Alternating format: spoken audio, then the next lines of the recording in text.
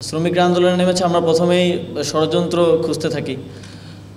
আবার দেখা যায় সব ক্ষেত্রে যে বহিরাগত আছে তা কিন্তু না, অনেক জায়গায় কিছু জেনুইন প্রবলেম আছে, সেগুলোকে অ্যাড্রেস করতে হবে।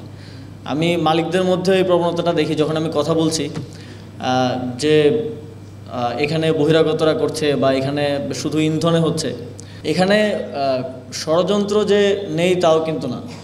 এখানে আসলে যদি পাশাপাশি দুইটা দোকান থাকে তাহলে দুই পক্ষের দোকান মালিকের কিন্তু একটা ইন্টেনশন থাকে, যদি আমি পাশের দোকানটা বন্ধ করে দিতে পারি কোনোভাবে তাহলে আমার দোকানে গ্রাহকরা আসবে।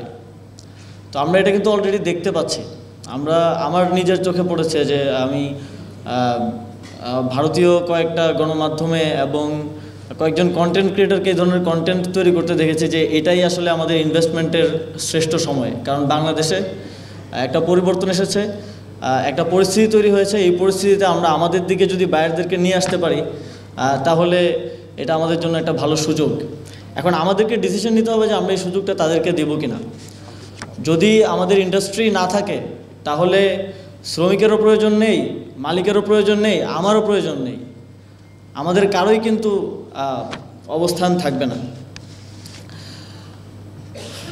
এবং আমি মনে করি যে একটা বিষয় আমি শ্রমিক নেতৃবৃন্দ থেকে বারবার শুনেছি যে মালিক পক্ষ শ্রমিকদের সাথে কিছু কিছু জায়গায় যেই রেগুলার একটা যোগাযোগ, রেগুলার তাদের সাথে বসা, যে একটা মিটিং করা, যে তাদের সমস্যাগুলোকে রেগুলারলি যে অ্যাড্রেস করা, সেটা করা হয় না। সেটা যখন না করা হয়, যে পুঞ্জীভূত একটা ক্ষোভ শ্রমিকদের মধ্যে তৈরি হয়, সেটার বহিঃপ্রকাশ কিন্তু দেখা যায় যখন একটা কারখানা থেকে শ্রমিকরা নামে পাশের কারখানা থেকেও নেমে চলে আসে, সবার মধ্যে একটা রিকারিং এফেক্ট দেখা যায়।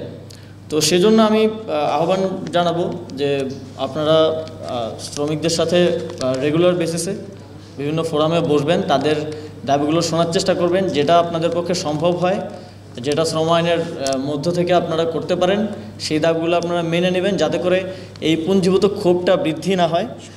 এবং এই পুঞ্জীভূত ক্ষোভটা বৃদ্ধি হওয়ার ফলেই কিন্তু এ ধরনের একটা পরিস্থিতি তৈরি হয়। একটা দাবি এসেছে এবং 2023 সালে এটা আশ্বাসও দেওয়া হয়েছিল যে রেশনিং ব্যবস্থাটা সরকারের পক্ষ থেকে করার। আমরা ইতিমধ্যেই টিসিবির সাথে কথা বলছি, আর সেখানেও আপনারা জানেন কিছু সিন্ডিকেট আছে, সিন্ডিকেটের মাধ্যমে দেখা যায় যে এক পরিবারের কাছে, একজনের কাছে 11 জনের রেশন চলে যায়, 12 জনের রেশন চলে যায়।